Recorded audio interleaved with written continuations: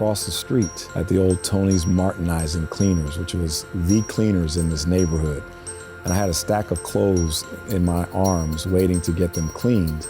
And I just turned and looked out the window. And I looked out the window across to the church here and all the property that we owned. And I just began to see and to hear God say, one day you're going to redevelop that entire block to revitalize this community.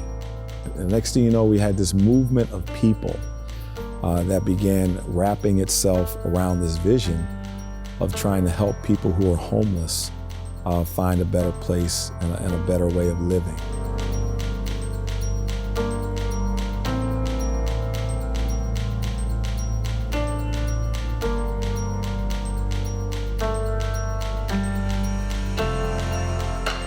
The vision just began to grow, and we began looking up and down Georgia Avenue for where we might be able to buy apartments, because we wanted to move people from homelessness to permanent residency.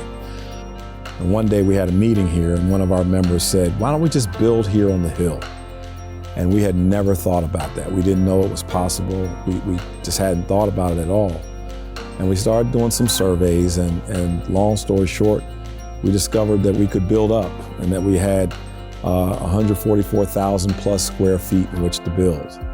And so we began the journey of seeing what it would cost for us to build this dream of providing housing for people moving from homelessness to permanent residence. My name is Jacqueline Alexander. I am the Development Director at the Community Builders. We are a national nonprofit community developer. We have partnered with EmoryBeaconofLight for the last 7 years.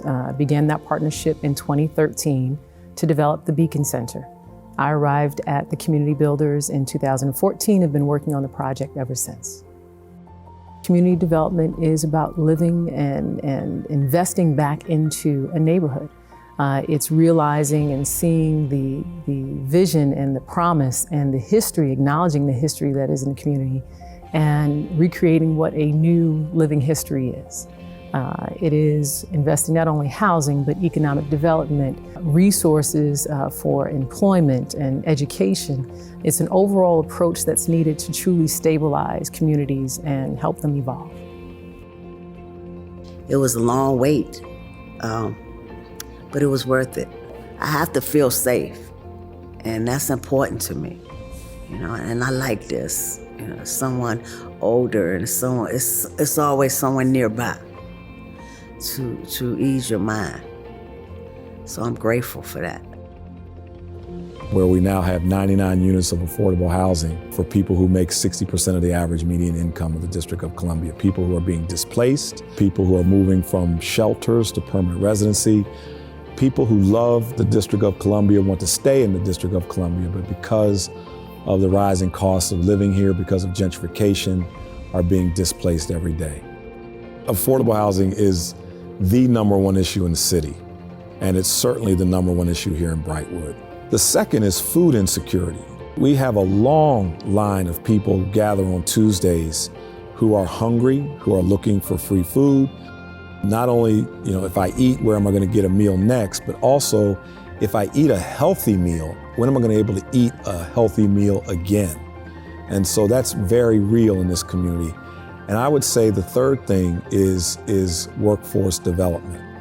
One of the pieces that the Emory Beacon of Light wishes to do through this Beacon Center project is to open our restaurant and cafe, which is on ground level on the street. We're looking to partner with an organization that does culinary arts training for returning citizens. Returning citizens need jobs. People need jobs. And so we're looking at this opportunity as a potential incubation into other aspects of the restaurant business that can put people to work. And so those we see are the pressing needs of this community and the pressing opportunities that we have to be a blessing to the community and beyond.